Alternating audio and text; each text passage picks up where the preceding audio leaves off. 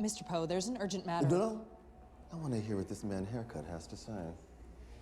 And as your legal guardian, Count Olaf may raise you using any method he sees fit. Means he'll do nothing to help us. Oh, on the contrary. I'll have my new secretary give you a ride home as soon as he's finished typing up that report. I think we need to call the IT guy. That man works for Count Olaf. He did say Count Olaf was one of his professional contacts. It was good seeing you, Baudelaire.